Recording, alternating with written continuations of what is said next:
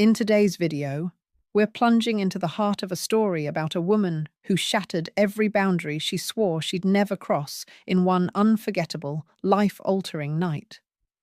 This isn't just a tale of seduction, it's about tension, truth, and the moment desire collides with hesitation.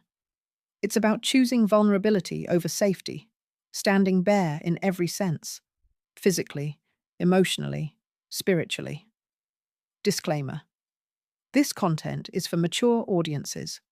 Viewer discretion is advised. I never imagined I'd be here, unraveling like this.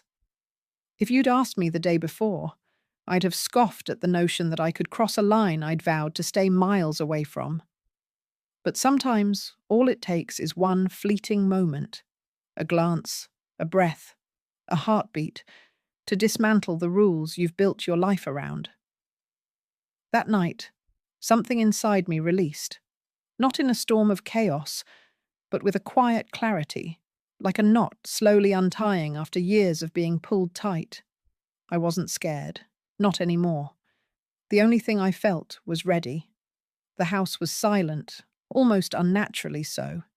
The only sound was the soft hum of the ceiling fan in the living room, casting lazy shadows across the hardwood floor, as if it sensed something inevitable was coming. Something irreversible.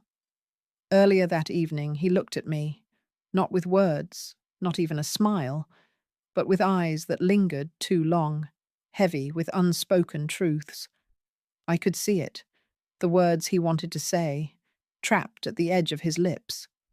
His mouth twitched with hesitation.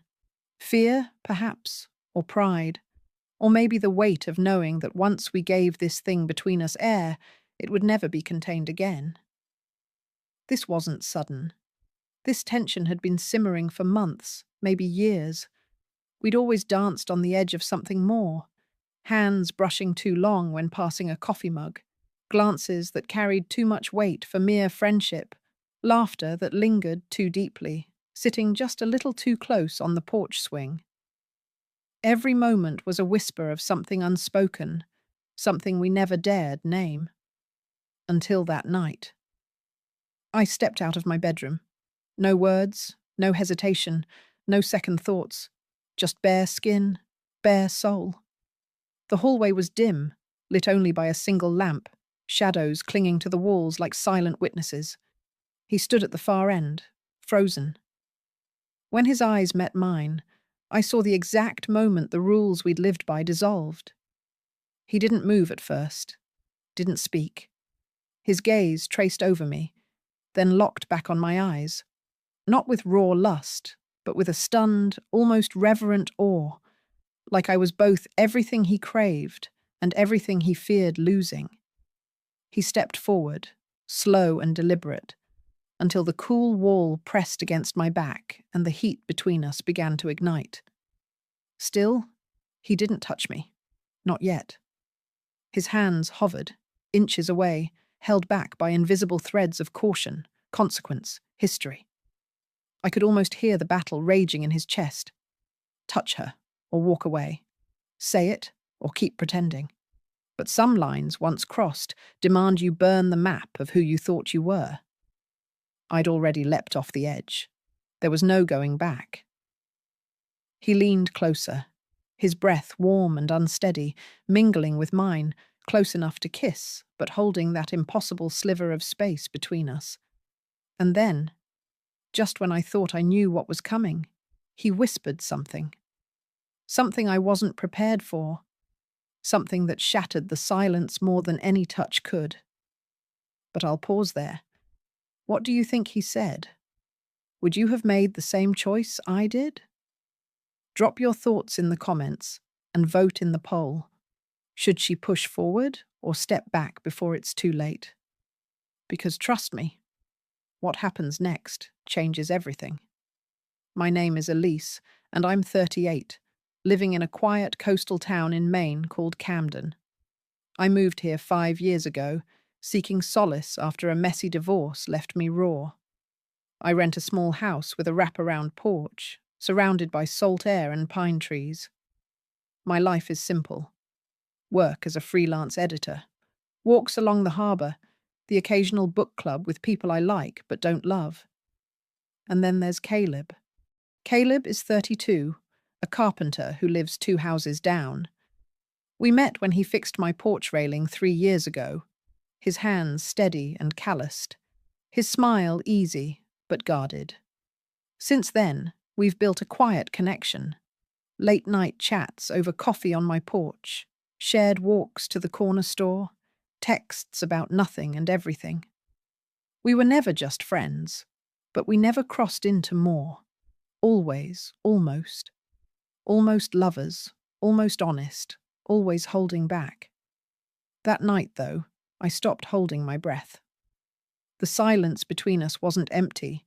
It was heavy with everything we'd left unsaid. All the near confessions, the buried feelings, the restrained desires. Caleb looked at me, his face a storm of emotions, longing, guilt, want, and beneath it all, fear.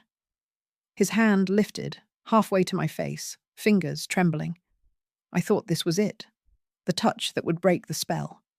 But he stopped, his hand falling, the air growing denser. I saw it in his eyes. He wasn't just afraid of what came next. He was afraid of why he wanted it so badly, of what it might cost us both. Was he scared of me, or of himself? What do you think? Would you stay silent, or demand answers? Share in the comments. The wall was cold against my skin, but his presence was fire, warming the air between us. Still no touch, still no words. Then, just as the tension felt unbearable, his phone buzzed. A single, sharp vibration that sliced through the moment. He didn't move at first, but his eyes betrayed him.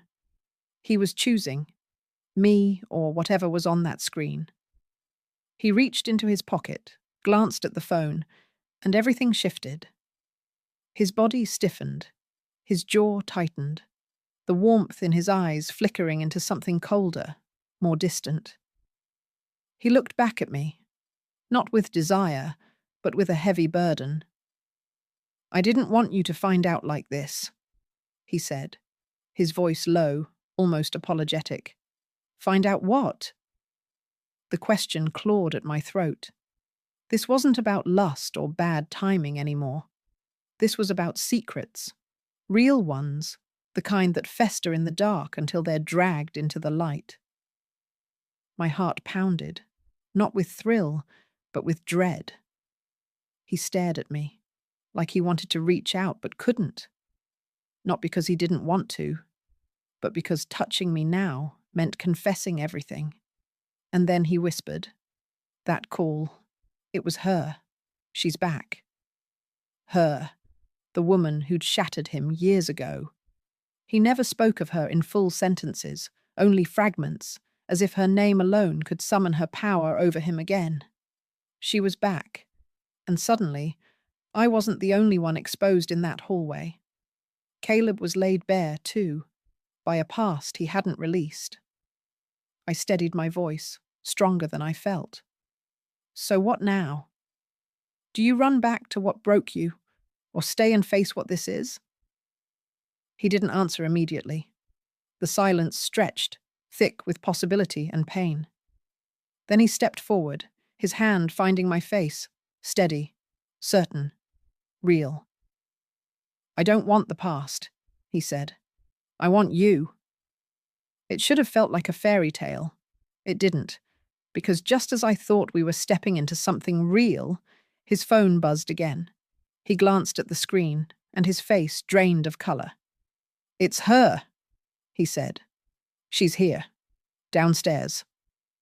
I braced myself for the inevitable, for him to run, to chase the ghost of his past, to leave me standing there, exposed in every way. But instead, he did something I didn't expect. He turned off his phone, set it on the table, and looked at me. No fear this time, only resolve. "I don't owe the past anything," he said, "but I owe you the truth." He stepped closer, his forehead gently resting against mine. No rush, no fireworks, just breath, presence, truth. And in that moment, I realized this wasn't the end of our story. It was the beginning of something raw, something real. But the truth wasn't simple.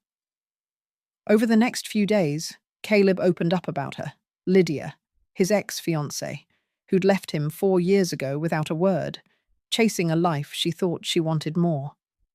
She'd returned to Camden, claiming she'd changed, wanting to reconnect. Caleb admitted he'd been ignoring her calls for weeks, unsure how to face her, unsure if he could trust himself not to fall back into old patterns. But that night, with me, he'd made a choice. Not just to stay, but to let go. We didn't leap into a romance. It wasn't that kind of story. Instead, we started building something slower, more deliberate. We spent evenings on my porch, talking about fears, dreams, the weight of our pasts. I told him about my divorce, how it left me questioning if I could ever be enough for someone again. He shared how Lydia's leaving had made him doubt his worth. We weren't fixing each other, just listening, seeing each other in ways we hadn't before. One night, as we sat under the stars, a bottle of wine between us, Caleb reached for my hand. Not a grand gesture, just a quiet one, his fingers threading through mine. "I'm not promising perfection," he said, "but I'm here, and I'm choosing this, us." I squeezed his hand, my heart steady for the first time in years. "That's enough," I said. This wasn't a movie ending, no sweeping music or dramatic confessions. It was two people choosing honesty over fear, presence over ghosts.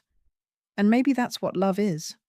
Not lightning bolts, but small, terrifying choices, like turning off a phone when the past comes calling, or stepping forward when every instinct screams to run.